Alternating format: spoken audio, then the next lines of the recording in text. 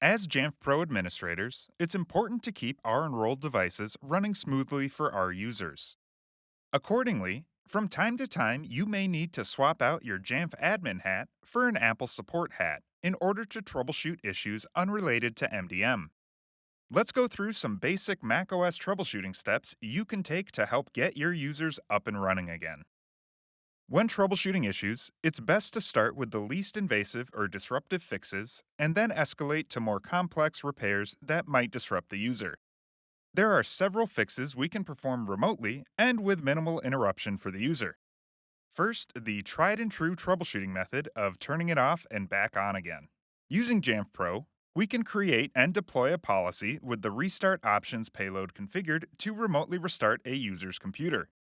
As simple as this is, a restart can quickly fix many small glitches or issues for users that might leave their computer on indefinitely.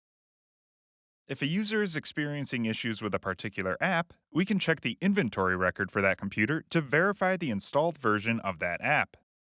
Apps are collected in inventory records on the Inventory tab in the Applications category. Check the version number in the version column against the latest available version in the App Store or from the app developer. Speaking of software versions, we can also check if the user has the latest version of macOS installed from the inventory record. On the Inventory tab, check the Operating System category for a detailed breakdown of what version and build are installed on the user's computer. If they are out of date, we can use the Software Update section of Jamf Pro to automatically update macOS remotely. See the link in the resources for details on that workflow. If these remote fixes do not resolve the issue, it may be necessary to physically go to the device or initiate a screen share so that you can perform tasks manually. If an app is unresponsive and accompanied by a spinning wake cursor or beach ball, we can attempt to force the app to quit. Navigate to the Apple menu at the top left and choose Force Quit. Alternatively, press Option, Command, Escape to bring up the Force Quit Applications menu. Locate the unresponsive app in the list, select it, and then click Force Quit. If the issues persist and it's not clear what the cause is, we can reboot the Mac into safe mode to try and narrow down the possible causes. To reboot in safe mode, start by shutting down the Mac by navigating to the Apple menu and Shut Down. Wait until the computer is completely shut down, meaning the screen is black and all lights are off. Press and hold the power button until the startup options appear. Select a volume, then press and hold the Shift key and click Continue in safe mode. The Mac will then restart and boot into safe mode. Safe mode in macOS prevents some software and extensions from loading, performs a check on the health of the startup disk, and clears several caches within the operating system. This process may take longer than a normal boot. Once we're at the login screen, we can verify that safe mode is enabled by Safe Boot appearing in the menu bar. Log in, and we can check to see if the issue persists.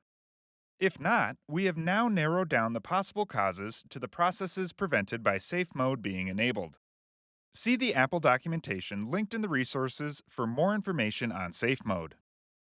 If the issue is not resolved, we can move to more drastic options and reinstall macOS or erase and restore the operating system. These fixes will require some downtime for the user. Reinstalling macOS does not remove the user's apps and data, but it's still a good idea to back up any data prior to reinstalling.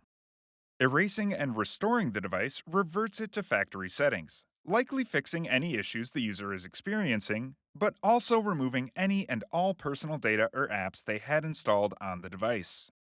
To reinstall macOS, reboot the device and once again hold down the power button until the startup options appear. Select Options and click Continue.